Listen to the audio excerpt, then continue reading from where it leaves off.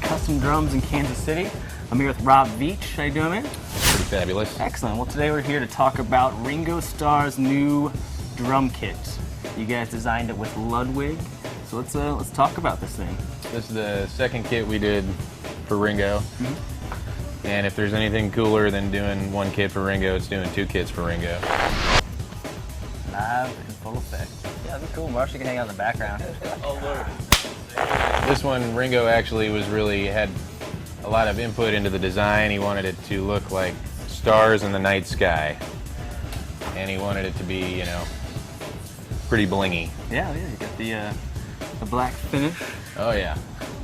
And we, you know, inlaid it with these little Swarovski crystals, which each one of those, you know, had to be set by hand. Yeah, it looks like you put a few hours into laying some crystals into you know, this one worked out the design, the particulars with his drum tech of 20 years, is a guy named Jeff Chonis.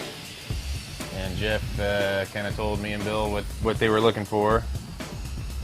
And we kind of tried to make it happen. I mean, as of this moment, of course, they haven't seen it yet, so.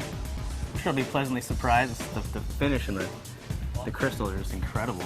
Well, cool, man. I'm glad you like it. Yeah. So let's talk about the wood. What's the?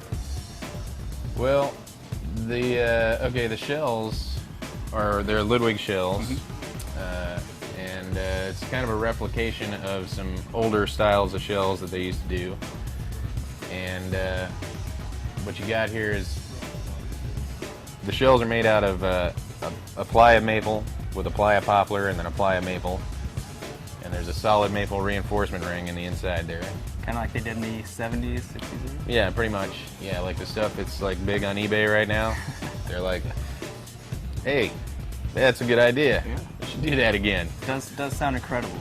They're nice and fat and warm and booming sound. I mean, we had them over there pounding the tar out of them a little bit earlier just to make sure. Don't tell Ringo. This is a fresh kit. Yeah. Worked with a buddy of mine here in town who's got a place called Midtown Signs. He's got a C&C router. Nice. Which we use to cut the stars out of the black glass with. And it was, you know, there's a lot of measuring and a lot of, you know, remeasuring. And then with this particular kit for this guy, you know, I measured it again just because I wanted to make sure. It's got to be perfect. I mean, the first time. So is this going on tour? What's the story behind the kit? Well, you know, Ringo's got a new album out, and he's hitting the road with his all-star band again here. Excellent. And so yeah, these will be going out on the road. Special cases for them, or what's the day-to-day life of these guys? What are they going to see? Well, the day-to-day life is they'll be once they leave here. They'll be handled with cotton gloves, mostly for the rock and roll. For sure. The details, incredible. How many hours do you spend? This is one by one place, wasn't it? Yeah. Wow. Keep track of the hours or the number of crystals because it was one of those things. It's kind of like dental surgery or something. You just kind of like put your head back and close your eyes and just kind of go and, you know, roll with it. Get it done. Yeah, it looks like a handmade custom kit. I think that's what C&C is pretty much notorious for, is just building some of the best custom kits around and some of the best wraps and designs, and it definitely lives up to the expectation. That it looks like doing the same thing twice. Yeah, really. Absolutely. Because what's the fun of that? No, yeah. Really. And you guys have the facility to build just some of the most outrageous, best sounding and best looking kits that I think this drum world's seen in quite a long time. Yeah, you know, we don't like a pretty sweet gig. Being produced in China and, you know, having all these ridiculous manufacturing facilities and be able to just a hands-on piece. Yeah. We had some people from a larger international drum company. When they saw the way that we were doing stuff and like the way we were cutting bearing edges, for example, Bill had me show him how we cut the edges, and I cut the edges on one side of the drum and I flipped it over and I go to the guy from the factory, I'm like, here, you can do the other side. And he was like, oh no. Like I was holding a dead rat or something out there. He's like, hey. Well, it's a lost art. I mean, that's kind of the nice thing about having a custom kit is it's a hands-on piece, and it sounds like it is. You know, there's just that nice resonance that you can tell it's man-made, not just factory machine cut. So yeah, let's talk about these lugs. These are, what's the process of attaching? Well, you know, there's basically you just kind of, this is where the measuring and remeasuring comes in. Because once again, I mean, these are Ludwig hardware fittings. This is something that we don't use all the time, and we had to get the shells. We got the shells in undrilled, just because when you're doing something like this, especially when you're getting into like this kind of an area where you can definitely see if there's any kind of anything that doesn't line up. Sure. You know, I mean, there's things you can get away with when it's just a wrap, mass-produced kind of thing, but when you're getting into this kind of detail, everything's got to be pretty spot on. So, and it's, you know, once again with these shells, it's a different type of shell than I'm used to working with. Different type of you know, they're coated on the inside, and it's just, you know, I had to go real slowly, a small bit, go to a bigger bit, till I got it, you know, the holes to the right size. That's the fun part of your job, isn't it? Oh yeah, it's all fun. Are you kidding me? Exactly.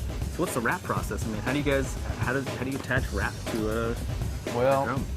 There's basically one kind of adhesive that the covering manufacturer will warranty the covering with. So, and it's like a neutral contact, water-based adhesive. And slap it on there, slap it on the drum shell. You gotta let it cure for about 10 or 20 minutes. With these, because of the way the stars were and everything, I had to make sure, because the stars were cut out of the covering before I put the covering on there, I had to make sure that everything was gonna line up and that it was gonna go on there straight. So I actually wound up cutting the covering a little shorter than the shell is deep, so I'd have a little bit of room on each side of the shell that I could just line it up, make sure it was going down straight. And once again, once it sticks, you know, it's stuck, you know. And then underneath where the stars had been cut out of the covering, underneath here, I had some chrome sticker paper that I slapped on the shell before I covered it. I wanted to get the chrome behind it so if one fell out during a show, it wasn't like some hillbilly's toothless grin hanging out on stage. So, because, you know, Ringo's They may stay, you never know. Is it epoxy or? Well, they got a little heat fix glue on the back. So I had to sit there with this, with a little soldering iron, basically, kind of thing, and Heat up everyone? Yeah. Oh, wow. But I had to, the way I wound up doing it, I had to like line up all the crystals, make sure that I was going to have an even number of crystals all the way across here, and then I had all the spacing on there before I glued anything. Yeah. So they're all sliding around and lining. The last one doesn't fit, and yeah. readjust. And then then you have to walk away for a few minutes. I'm sure you saw crystal stars for quite some nights. Yeah. When I started doing it here, Bill saw me putting in a couple hours of trying to do it here, and he just said, take it home, do it at home. The phone isn't ringing, and which is what I did. I had him at my house for 6 days, and